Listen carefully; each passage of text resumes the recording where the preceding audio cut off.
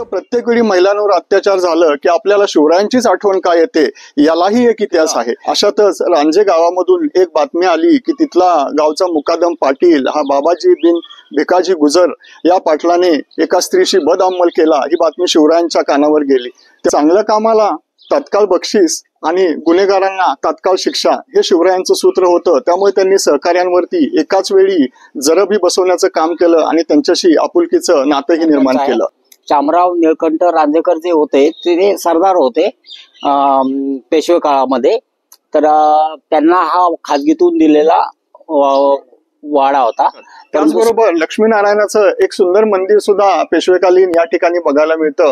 चिमाजी आप्पांनी या ठिकाणाला भेट दिली होती असंही इतिहासकार सांगतात आणि त्यांचा शिलालेखही या ठिकाणी आपल्याला आढळतो।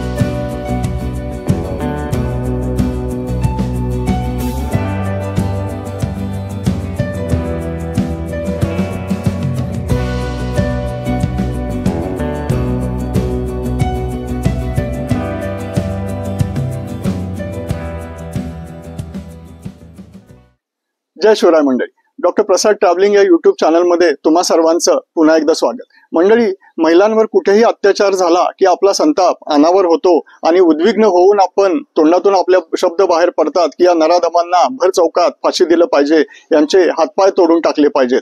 आज शिवाजी महाराज असते, त्यांचे कायदे असते तर किती बरं झालं असतं। असं प्रत्येक वेळी महिलांवर अत्याचार झालं की आपल्याला शिवरायांचीच आठवण काय येते, यालाही एक इतिहास आहे। याच इतिहासाचा मागोवा घेण्यासाठी आज आपण आलो आहोत रांजे या गावामध्ये। रांजे गावाच्या पाटलाला शिवाजी महाराजांनी दिलेली शिक्षा ही इतिहासामध्ये एक मैलाचा दगड ठरली। त्याच इतिहासाचा आज या गावामध्ये आपण मागोवा घेऊया। तुम्हाला जर हा व्हिडिओ आवडला नक्की लाईक करा, चॅनलला सबस्क्राईब करा आणि आपल्या मित्रांनाही शेअर करा। चला तर पाहूया हे रांजे गाव।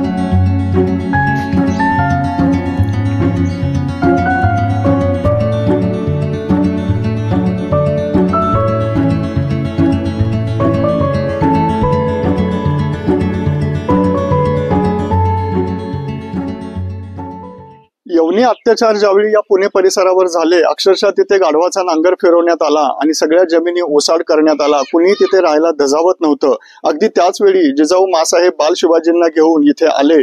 कसबा गणपतीची स्थापना करून त्यांनी पुनवडी वसवलं। त्या पुनवडीलाच पुढे पुणे म्हटलं गेलं। पीडितांना न्याय देणं, गुन्हेगारांना शिक्षा देणं यावरती त्यांनी रयतेचा कारभार सुरू केला। अशातच रांजे गावामधून एक बातमी आली की तिथला गावचा मुकादम पाटील हा बाबाजी बिन भिकाजी गुजर या पाटलाने एका स्त्रीशी बदअमल केला। ही बातमी शिवरायांच्या कानावर गेली। तेव्हा तिथे त्याला पकडून आणण्यात आलं आणि त्यांनी गुन्हा कबूल केला आणि मुजोरीमध्ये तुम्हाला काय करायचं ते करा, हा आमचा अधिकार आहे, आम्ही काहीही करू, आम्ही पाटील आहोत असं त्यानं म्हटलं। तेव्हा शिवरायांनी त्याचा चौरंगा करण्याची आज्ञा दिली। चौरंगा म्हणजे दोन्ही हात आणि दोन्ही पाय तोडून टाकणे। तर अशी जबर शिक्षा त्यावेळी दिली।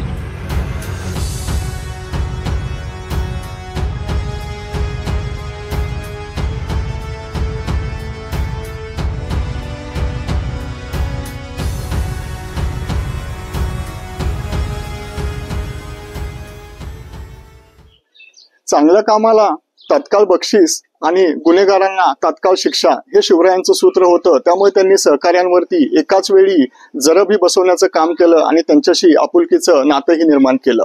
इथल्या पाटलाला जेव्हा चौरंगा करण्याची शिक्षा दिली, त्याच्यानंतर त्याचा नातलग पुरंदरच्या आसपास राहत होता। त्याने त्याला ताब्यात घ्यायचं ज्यावेळी ठरवलं तेव्हाही महाराजांनी 300 पातशाही होऊन त्याच्याकडून घेतले। पुढे जाऊन त्याचा सांभाळ करणं त्याला कठीण जाऊ लागलं त्या नातलगाला।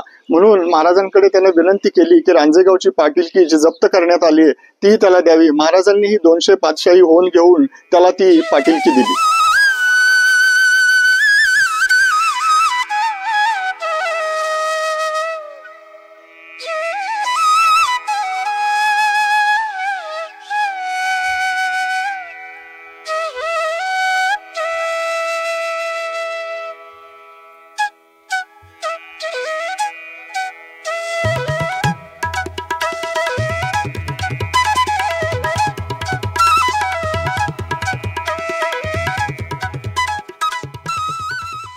शिवकाळात पुनवडी अर्थात पुणे येथे स्वराज्याला अंकुर फुटला. ग्रामदैवत कसबा गणेशाच्या साक्षीने स्वराज्याची मुहूर्तमेढ रोवण्यात आली. रयतेच्या राज्याची संकल्पना साकारताना गुन्हेगारांना कडक शिक्षा आणि पीडितांना योग्य न्याय मिळेल याचा विश्वास निर्माण करण्याचे काम राजमाता जिजाऊ आणि शिवरायांनी केले. रांजेगावच्या पाटलाला 1646 साली शिक्षा करण्यात आली. त्यानंतर मात्र शिवकाळात अशी फारशी उदाहरणे पुन्हा सापडत नाहीत. पण 1652 मध्ये मोसेखोऱ्यात असा एक प्रकार घडला. मोसेखोऱ्यातील 7 गावचा कारभार रंगोबा त्र्यंबक वाकडा हा बघत होता. त्याने गावातील विधवा स्त्री बरोबर अतिप्रसंग केला. ही बातमी शिवरायांपर्यंत पोहोचली. महाराजांनी त्याला पकडून आणायचे आदेशही दिले होते. पण पकडला जाण्याच्या भीतीने हा रंगोबा गावातून पसार झाला. तो थेट जावळीच्या मोऱ्यांच्या आश्रयाला गेला.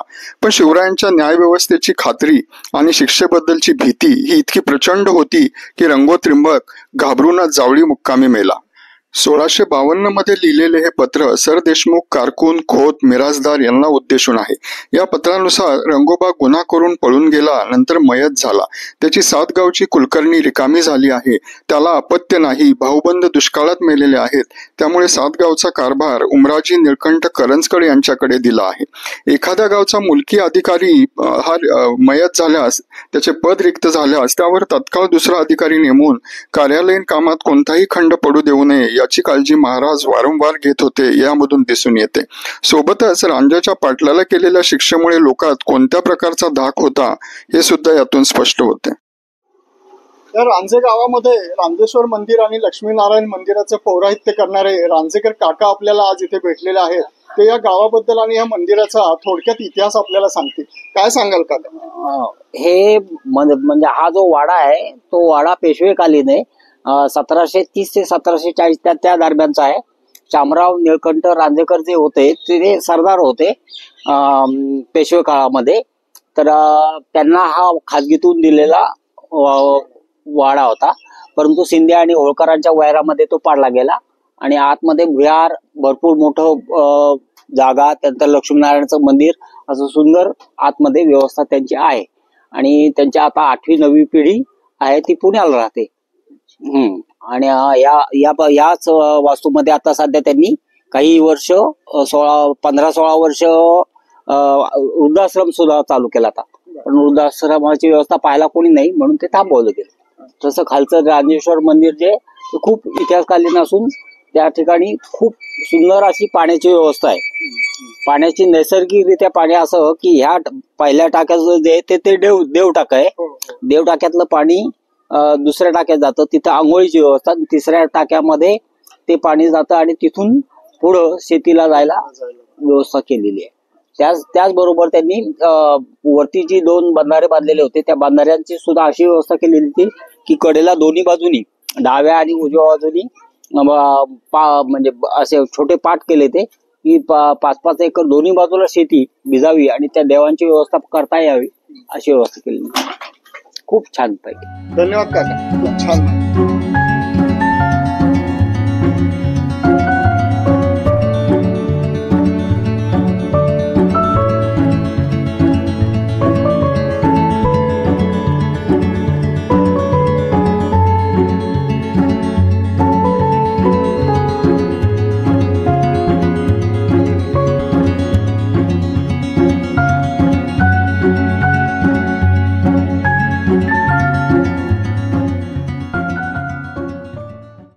हे रांजे गाव शिवकालीन इतिहास तर जपतच आहे, त्याबरोबरच पेशवाईच्या पण पाऊलखुणा इथे पावलोपावली आढळतात. शामराज निळकंठ रांजेकर यांचा वाडा पलीकडे आहे जो होळकर कालीन आहे आणि शिंदे होळकर यांच्या वादामध्ये तो पुढे वाडा पाडण्यात आला असं ग्रामस्थ या ठिकाणी सांगतात. त्याचबरोबर लक्ष्मीनारायणाचं एक सुंदर मंदिर सुद्धा पेशवेकालीन या ठिकाणी बघायला मिळतं. चिमाजी आप्पांनी या ठिकाणाला भेट दिली होती असंही इतिहासकार सांगतात आणि त्यांचा शिलालेखही या ठिकाणी आपल्याला आढळतो.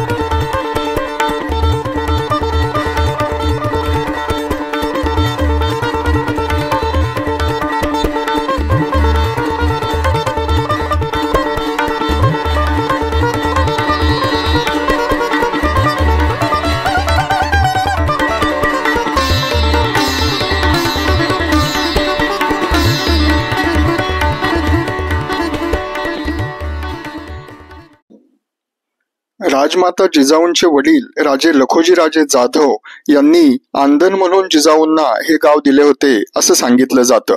त्यामुळे या लक्ष्मीनारायण मंदिराच्या शेजारीच जिजाऊंचा वाडाही होता आणि तिथे काही काळ त्यांचे वास्तव्य होते असे गावकरी सांगतात।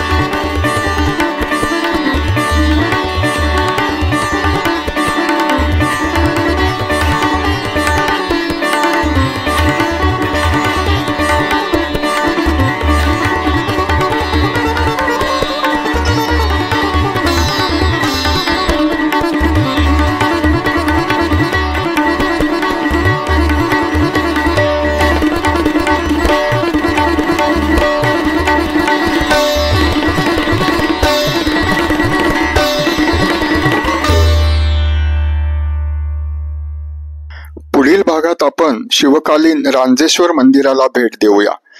स्त्रीवर अत्याचार झाल्यानंतर रांजेगावच्या पाटलाला छत्रपतींनी दिलेली कठोर शिक्षा आणि लगेच शिक्षेची झालेली अंमलबजावणी यावरून स्वराज्यात गुन्हेगाराला पाठीशी घातले जात नाही हे सिद्ध होते।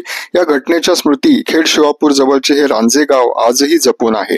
मात्र या घटनेची माहिती देणारा साधा फलकही येथे नाही याचे वाईट वाटते। इतिहासाच्या वाटेवर आपण भेटतच राहू। जय शिवराय।